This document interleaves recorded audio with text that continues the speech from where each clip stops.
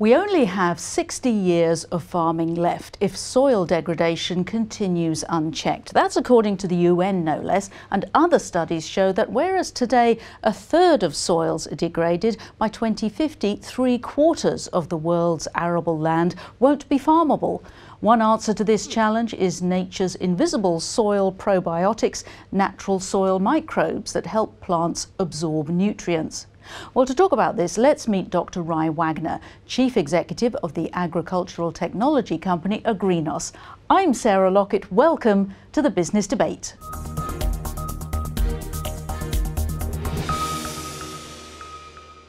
Dr. Wagner, Ry, welcome to the Business Debate. Today talking about global food security. It's a pleasure to be here, Sarah. Thank you.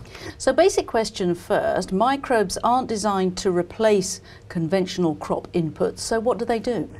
Well, microbes are natural probiotics. Just as humans benefit from probiotics, crops and plants do as well. And what they do is they help better utilize nutrients, better protect the plant in combination with conventional agriculture practices, and they help enhance the ability of crops to grow with those conventional inputs that are required.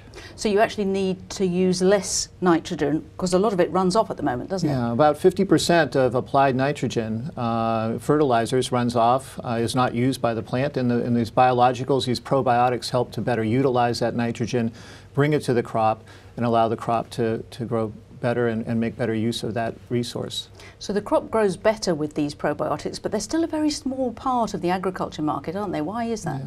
Well, it's a good question. They're rather new space, rather new technology. So right now it is about 2% of the global agricultural input market, but it's growing very rapidly, and the education of growers and the market channel is really expanding that market presence quickly.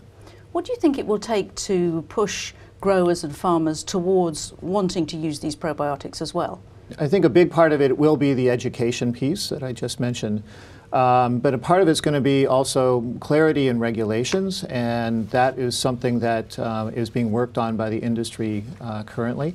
And then finally, better mechanisms by which we can integrate these products into conventional agriculture. And again, the industry is working very hard on that.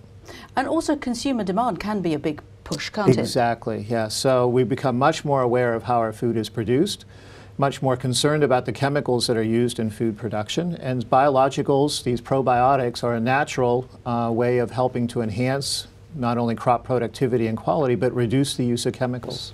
And which particular crops or regions of the world would most benefit from this approach?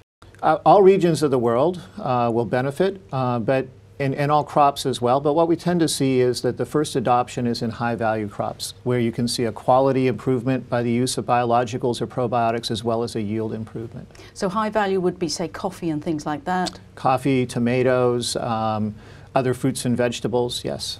So it's easy to show, isn't it, how effective chemical fertilizers, chemical inputs are. They either work or they don't. Why is it harder to show the effectiveness of the probiotics? Well, probiotics, biologicals tend to work with not as an immediate result for the grower to see.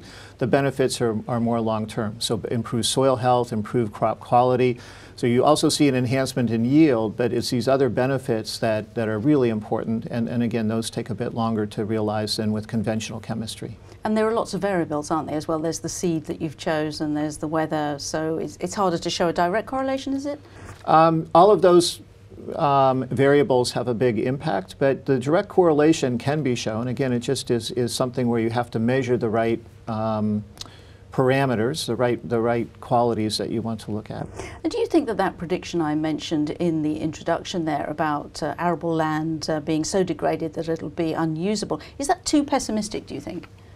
I believe that we definitely can reverse that trend. It's going to take new solutions being adopted by the marketplace, by the growers. I believe biologicals is a big part of that solution. Agrinos is currently working in over a dozen countries to rapidly bring these biological solutions to those markets. And I see this as a trend that we can reverse, but it will take effort, focus, and attention from the whole community. Well, on that note, Ry, thank you very much. Oh, thank you, Sarah. And join us next time when we'll be discussing the latest innovations in enterprise cyber risk and also smart cities. Bye-bye for now.